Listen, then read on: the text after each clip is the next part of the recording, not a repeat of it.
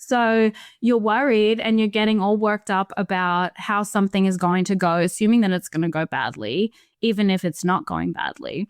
And then putting so much pressure on yourself that you're not putting your best foot forward either, because it's just that much more stressful and there's that much more pressure on you to be the best version of yourself. And everybody wants to belong and everybody wants people to like them.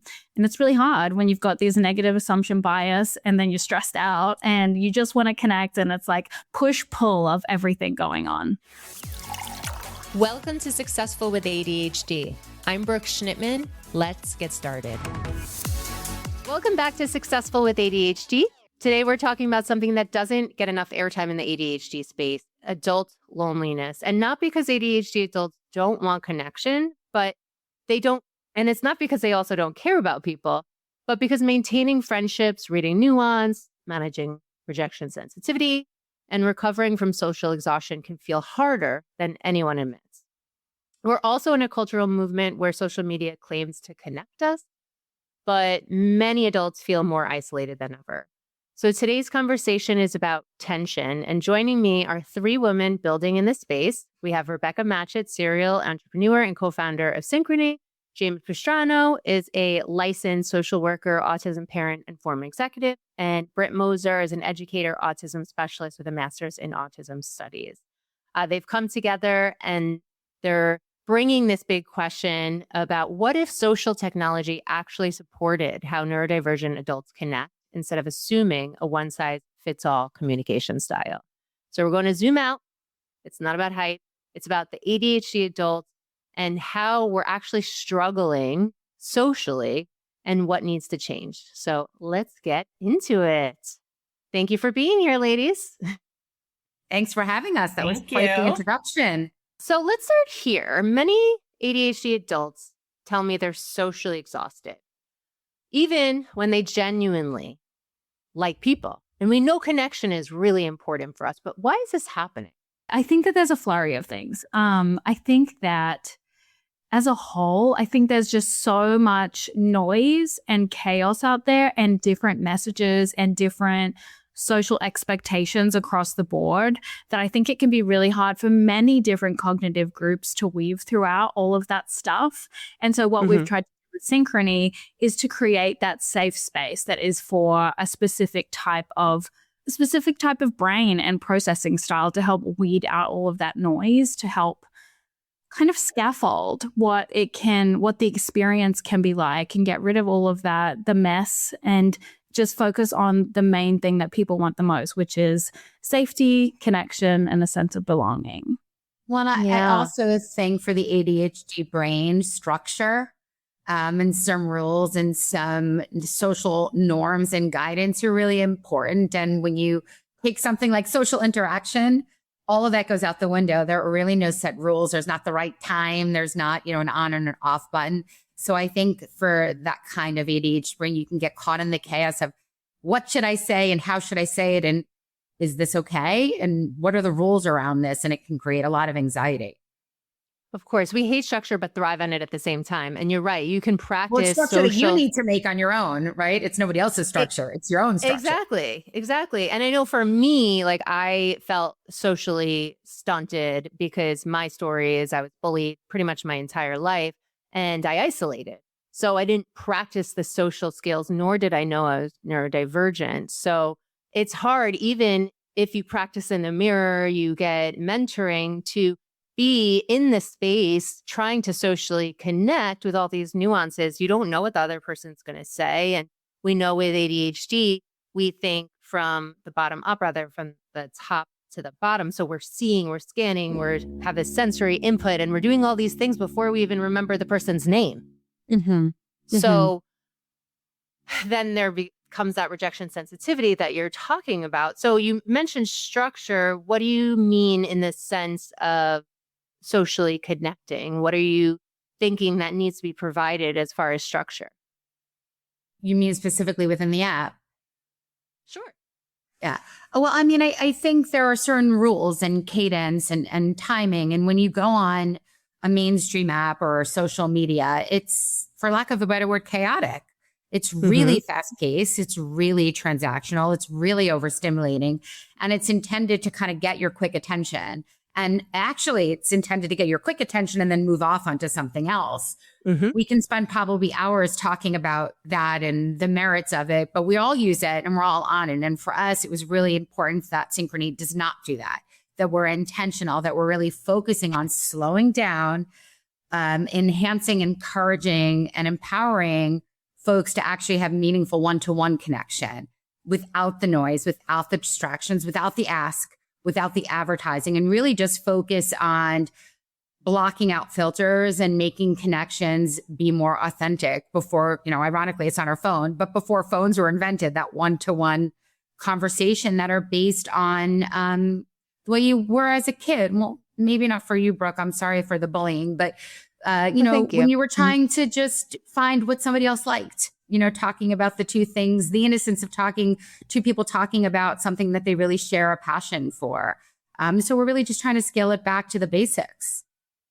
Okay. I also think it's important to point out also that, we want people to come as they are and not try to fit a certain mold or fit our platform. We are trying to design Synchrony around our members and meet them where they are. And that's a really big part of the thought that went behind this structure of Synchrony and what we're trying to deliver is, unmask, come how you are. We will meet you where you are. And let's just make this a really safe, comfortable, welcoming community. I definitely want to talk about the app, talk about, is it just neurodivergent people? Is it neurotypical, blend?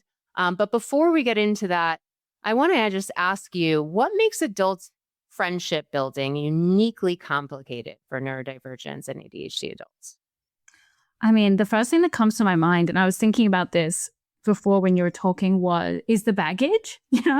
Like when we are adults, we have a history of a lifetime of social experiences that were either good, bad, in between, up, down, around, and so I think that's kind of what makes them complicated is, not only do we all have lives and busyness and things going on that is different to when you're in school and like your social life is just all day every day, but there's a scheduling conflict, but then there's that baggage that comes with it too, which is that where that rejection sensitivity is built, right, where you're bringing your assumptions to the table of how you assume somebody is thinking, how you assume somebody is feeling about you, how you are preempting them to react to a social hand that you might put out there to try and connect with somebody. And so it can be really difficult to make friends. I've experienced this myself as an adult, that it can be really challenging just dealing with social anxiety to put yourself out there, to make new friendships, to go into new spaces, whether that be online, physical spaces, whatever that may be, just because you're so hyper aware of what other people are thinking about you, and more often than not assuming that it's bad. And so that's what we're trying to do, is kind of replace that, right, with positive interactions and creating more safety.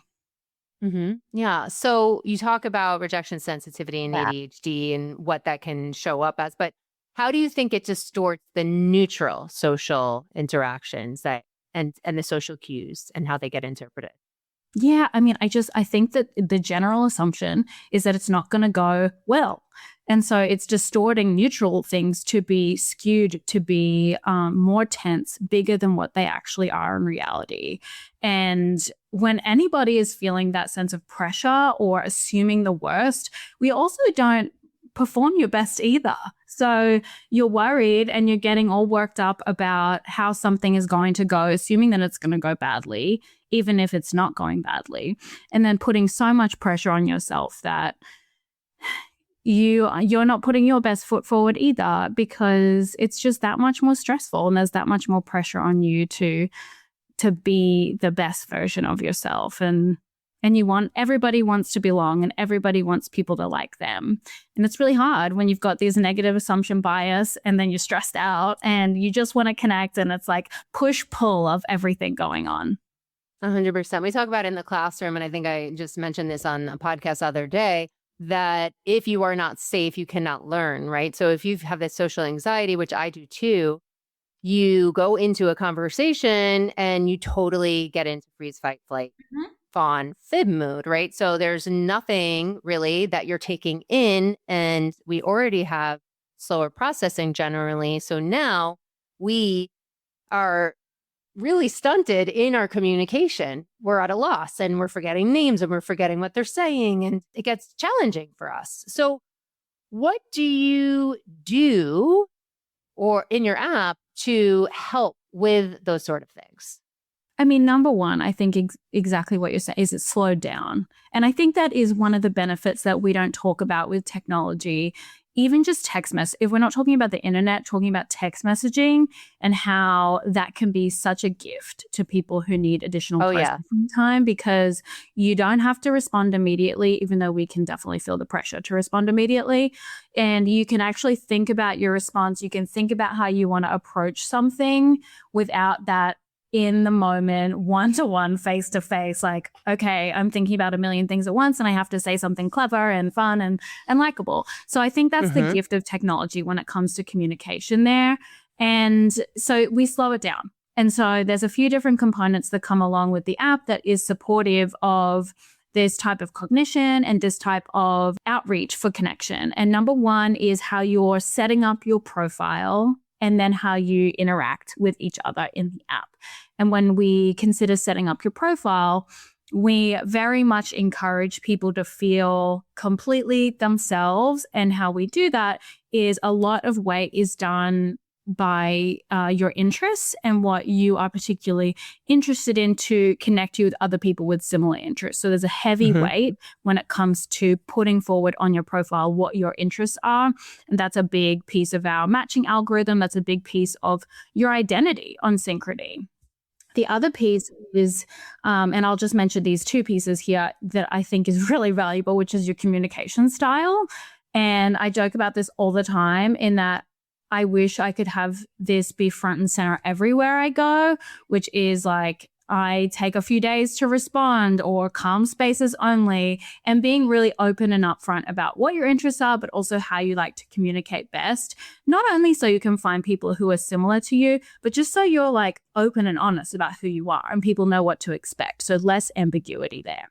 So I'm gathering that the app like matches people based on interests and friendship, and then creates this friendship opportunity. And I'm just curious because there is a big paradox in the neurodivergent space, right? We get rejection sensitivity when someone doesn't respond to us right away. However, we also can forget to text back. So how does the app manage that in these friendships? Yeah, I think the management of it, I mean, there's only so much you can manage, but the management of that comes down to you being able to see other people's communication styles and also you being able to own your own behaviors. And so a little bit less, I mean, this is designed for neurodivergent people. So I think there's a clash when it comes to neurotypical people and neurodivergent people interacting. And then there's this pressure that ND people feel to do that instant response, forgetting to respond, feeling bad about it. And hopefully that pressure is taken off within Synchrony because it is designed to be this safe space from the get-go.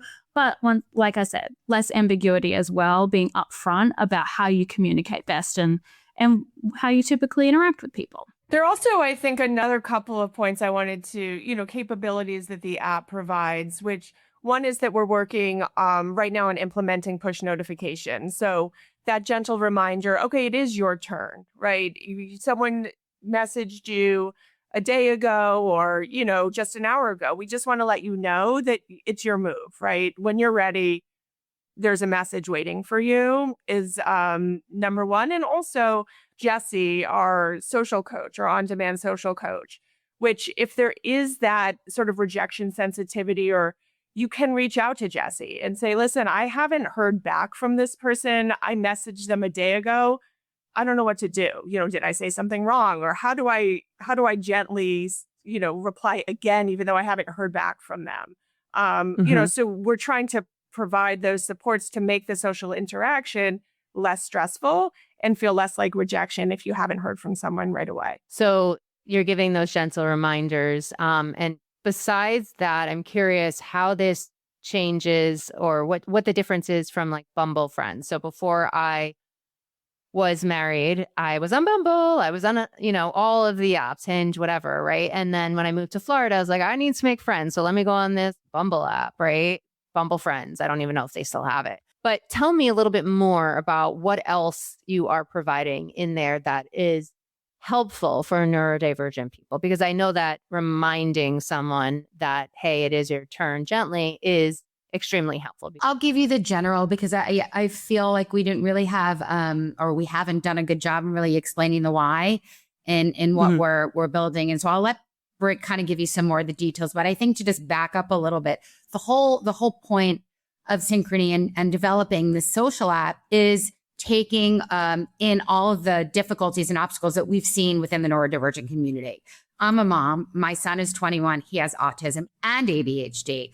So seeing all of the obstacles and pitfalls of rules and nuance and timing and cadence and what does that mean am I joking? All of that was really at the forefront when we were deciding to build a social app for neurodivergent adults with the idea of really creating community. And when you're, thinking about the differentiators, I think there's a few big ones. First, that it's developed for and with the neurodivergent community in mind. And secondarily, it's the way we're trying to grow the community. We're reference-based. And so we're really trying to grow a community slowly, organically, and as safely as possible by making sure that people that come into the app have the right intentions. They go through an ID verification process. They then have to ask for a reference, so that we're making sure that the people coming into the app have the right intentions, have the right desires, and also we're an appropriate fit. So right off the bat, when you're creating an environment that's growing intentionally and authentically, I think that creates a differentiator. And then when you're in the app, it's really wonderful that a lot of these other apps are trying to connect people with one another. But when two people connect, there's some difficulties. We talked about it. Rejection sensitivity, there's social anxiety. Then if you throw autism in, there is context and confusion around what and how. And so we added another option of building in optional support to address those challenges if people need it.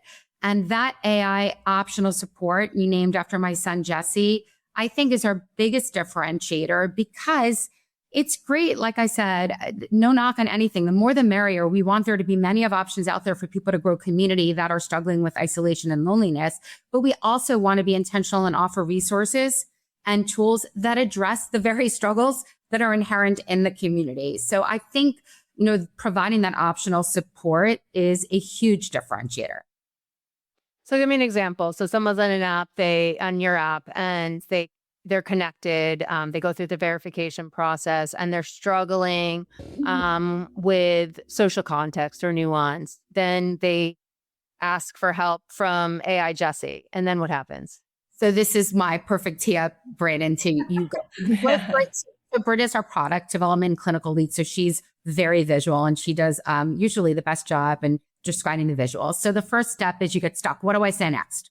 What did that person mean? You click on a little Jessie icon at the bottom of your chat, and then Jessie provides contextual options, and I'll let Brett walk through. Yeah. So what that looks like is when you press the Jessie button and you go in there, you can ask anything and it'll only support you with social communication support. Like you can't ask, what should I have for dinner or anything like that. It's specifically designed for this. But then we've pre-programmed the prompts to support you with specific social communication struggles. So there's 3 buttons, but the top one is express yourself. So you can press that button and it'll give you support on like what to say next, how to initiate a conversation. I'm not sure, that kind of thing. And if you press that, it'll scan your conversations with that sync mate. That's who you're matched with, who you're conversing with, and it'll give you in-context support based on your messages with you and the other person, rather than just it being like generic, like conversation starters that you could use. It is in context. So that's one of those buttons, express yourself. The next button is called understand what's happening, and you can press that if you're struggling with that social nuance piece, like I didn't understand that joke, it didn't land with me, or I'm confused by this emoji. How does it fit into this context? That kind of thing. Very important for our autistic members, definitely. We know that is a characteristic that community struggles with. And then lastly is protect my comfort. And that is to help our members with boundary setting, exiting a conversation kindly, or if something that just made you uncomfortable and you don't know how to address it, you can press that button and it'll give you support in that domain. So those 3 buttons are really built on the pillars of what we know people struggle with, anybody struggles with, but particularly the ND community. And we hope that not only is it filling some a support role to feel more confident when you're engaging in these social interactions. What I really would love is that it also does some transferable skill building. So you can use this in the app, but then ideally you're feeling more and more confident as you go along, and you can take some of those skills and transfer out into the real world. That would be our biggest, happiest moment, would be if people meet on Synchrony and they end up with real friendships or romantic partnerships out in the real world. Yeah, that's wonderful. I was wondering about that too. So you're building these relationships within the app with other neurodivergent friends, and then they have the opportunity to meet in real life. Is that correct? That is, yeah, that's our future goal. Right now, we are just online and we're just in the app, but our future goal is definitely to have some Synchrony sponsored events and facilitate that. I'll let Becky speak to that future picture. Before you get there, I just would like to ask, being connected to a neurotypical friend or individual or partner is very different than talking to another neurodivergent person. And I think a lot of us feel safer talking to other neurodivergent people because we think that they understand us and, can relate. All that's well and good. But in reality, we also do need to show up for neurotypical people too, not in a neurotypical way, but we need to be able to interact, whether it be in a job or a spouse or a friend. So how does the social coach help in those types of situations? Or it doesn't focus on that right now? I mean, I can do my best stab at it. So Synchrony only is offered to those who self-describe as neurodivergent. So, for us, we look at it as if you're neurodivergent, you've probably had enough practice trying to kind of conform into the neurotypical world and adjust. And so while it would be great to have tools to teach in that world, we feel like we want to flip it a little bit and try to create an environment that is really exclusively for ND adults that focus on forming and fostering that community and that connection. I think life has a way of offering enough day-to-day, minute-to-minute, second-to-second tests and trials and tribulations on how to practice being in the neurotypical world. If you have suggestions on how we could do so, I'd love to hear it. But hopefully, just gaining confidence and having less of that rejection sensitivity and having an opportunity to practice and scaffold skills, I would hope and assume would be transferable into work or real life. Yeah, no, I appreciate that. I'm also curious, right? So you talk a lot about structure. How would you, in the nervous system sense, how do you think this reduces anxiety with structure for so many of the neurodivergent adults that will be part of this? Yeah, I mean, I think having that fallback of a support. I mean, yes, slow down, and yes, creating the safe space from the get-go, 100%. But the goal, right? You can set up an account, but that doesn't mean you're going to feel calm, relaxed, and confident. So we hope that from the get-go, everybody feels welcome because of the onboarding process. But then once you get in there, the goal is that people feel prepared and less anxious because they have that fallback support of Jessie to know that there is something that's going to be there to help you know what to say next in any given social interaction. That should reduce some anxiety of just the unknown. The unknown is that in any social interaction is, I don't know how I'm going to respond to this. And so it's removing that unknown from social interaction and building connections. Yeah, this is going to be a really hard question, and I'm sorry, but I got to challenge a little bit, and I am very supportive of what you guys are doing. I'm just wondering, because I'm a big fan of support as well, at what point do you feel that support can become dependence? Have you thought about that as well? That's a great question, and we have thought about that, yes. I think that people only use support when they need it. And that might be a really naive look at this, but I feel like people want to put their best foot forward out there. And I think we use support when we recognize that there's a skill that we don't have. And like I mentioned before, we're hoping that this does build skills over time. And that's not going to be linear. That's not going to be linear and like, okay, I've mastered the express yourself button. I know exactly what to say next in every single interaction, or I know how to handle social nuance now. It's not going to be linear in that way. And so it's going to be an ongoing skill development that happens in a different way for everybody.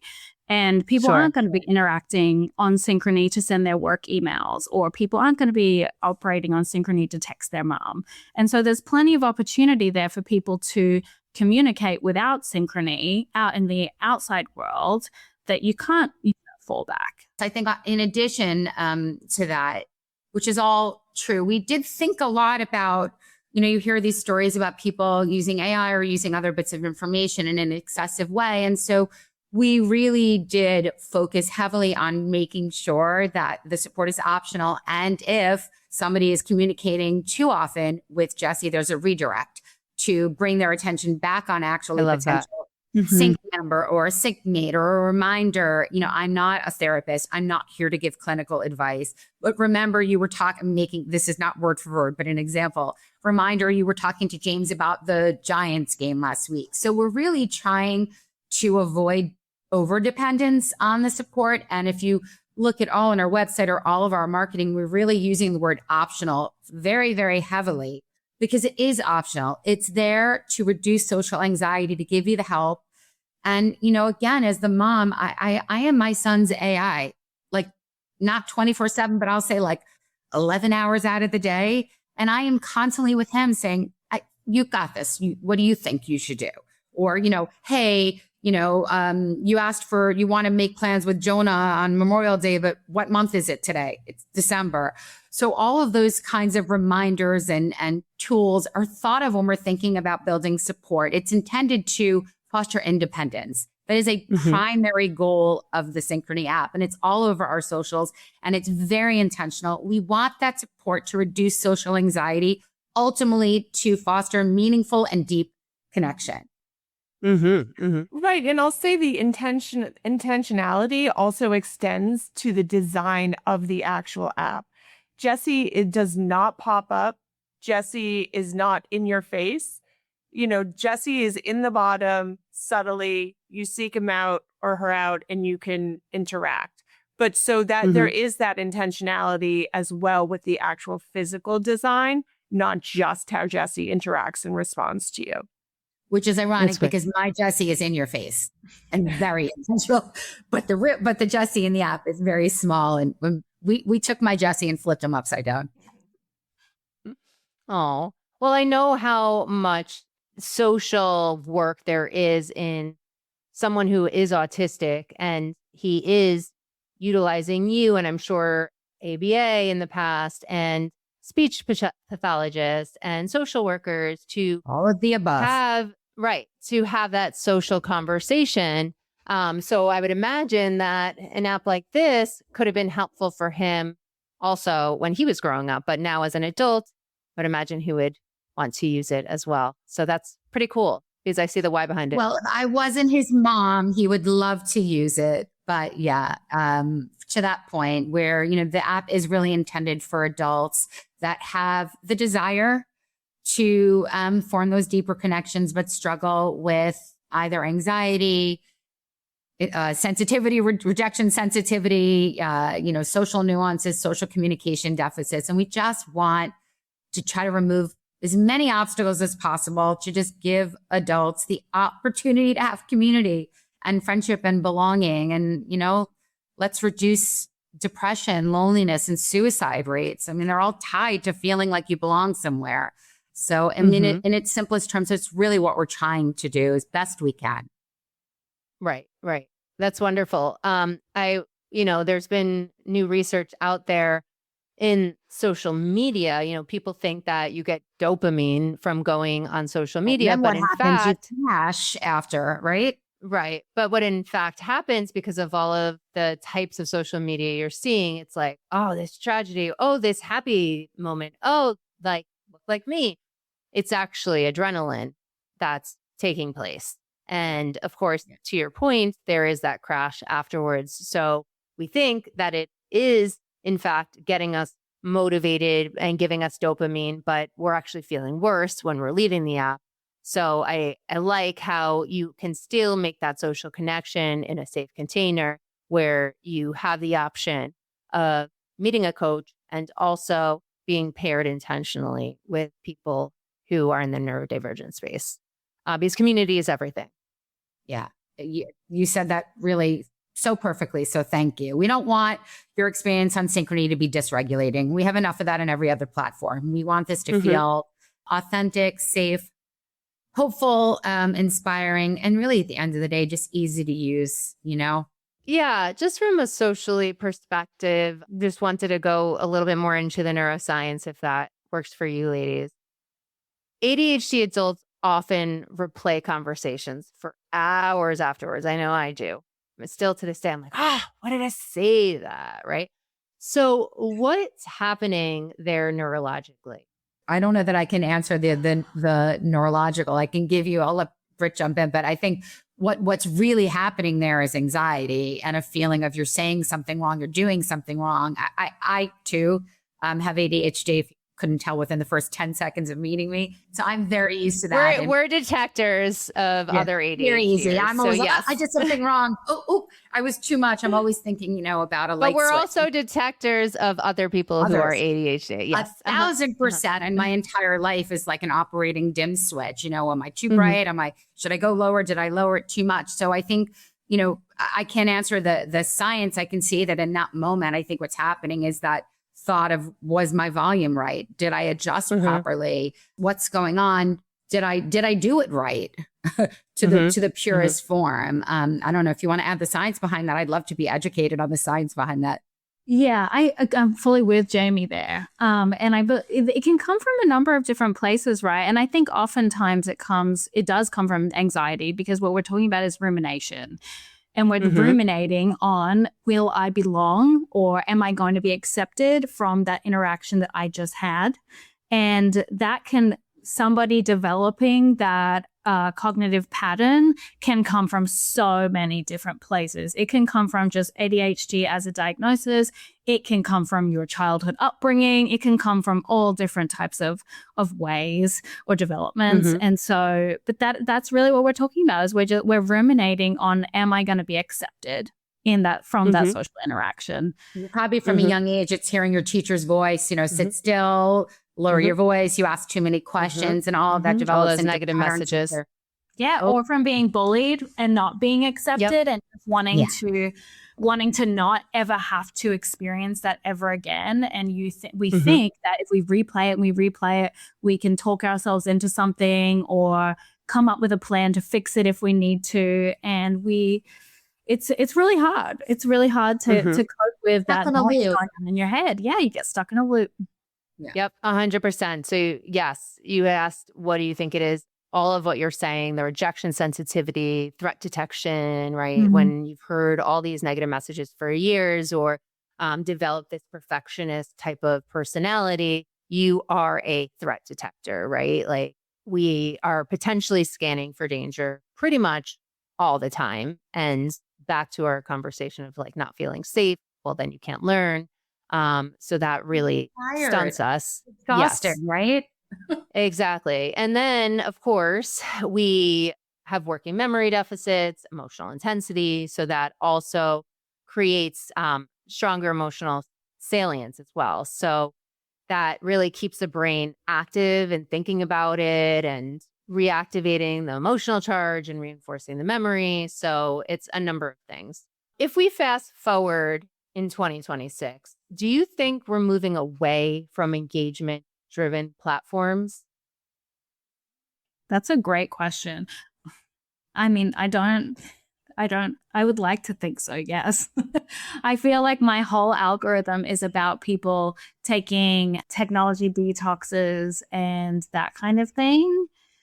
I do feel like people are starting to be more healthy in the way that they're engaging content, or at least I like to think so, that people are beginning to be more healthy in terms of our addiction to the screens and being more considerate about the way that we consume different information or engage in.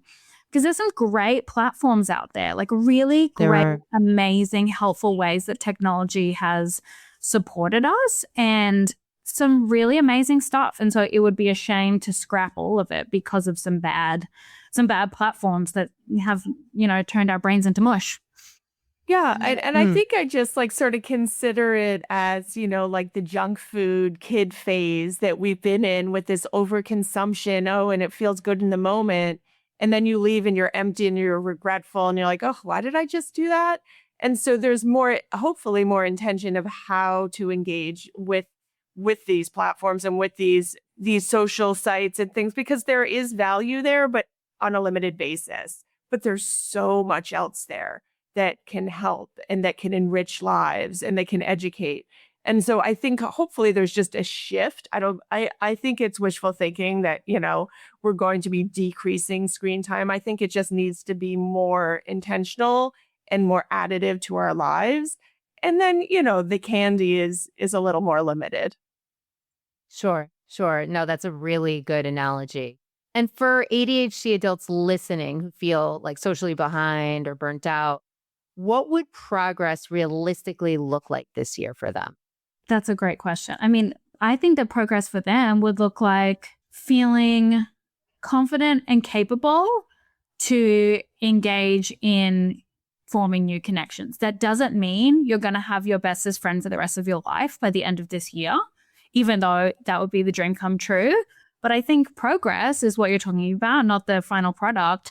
Progress would look like people feeling confident, capable, and safe. I was going to say, one less obstacle. One less obstacle, because I think in life, like with everything, if you're running a marathon, your ultimate goal is to finish it. But what's progress? I finished 10 minutes today.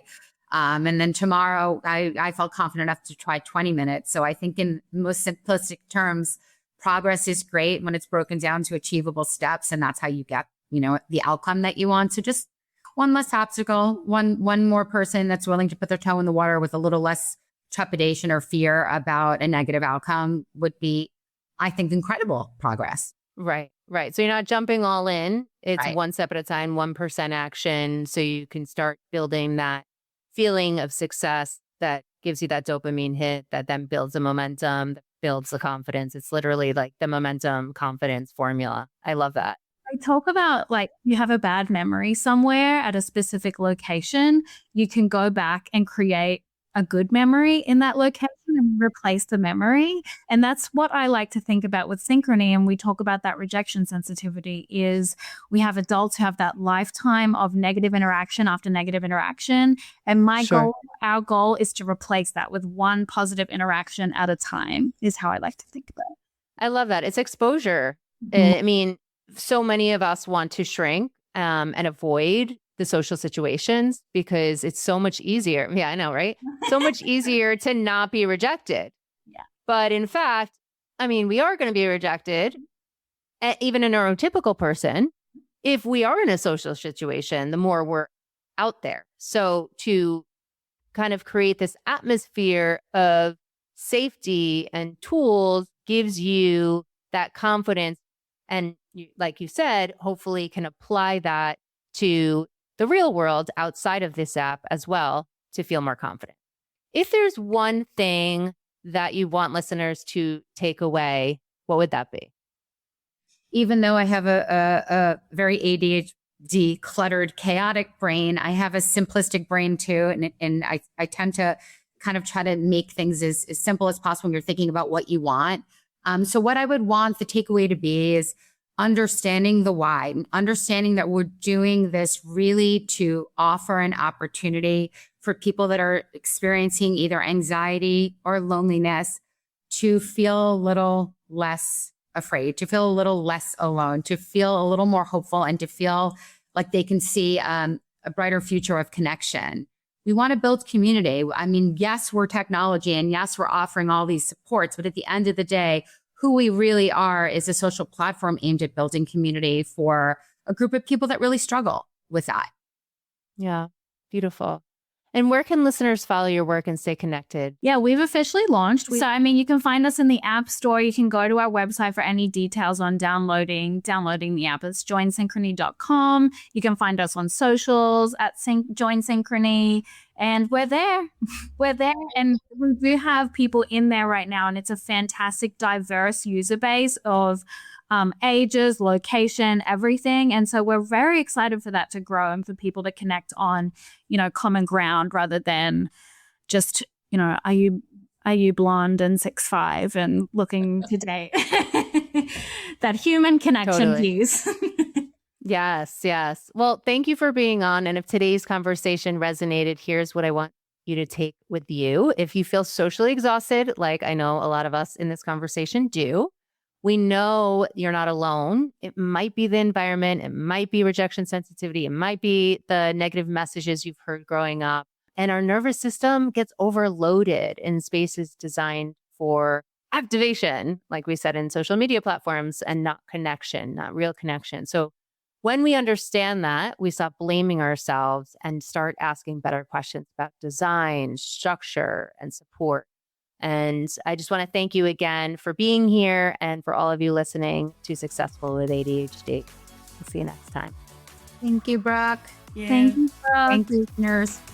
Thanks for listening to this episode of Successful with ADHD. I hope it helped you on your journey. And if you need any additional support for you or a loved one with ADHD, feel free to reach out to us at coachingwithbrooke.com and all social media platforms at Coaching with Brooke. And remember, it's Brooke with an E. Thanks again for listening. See you next time.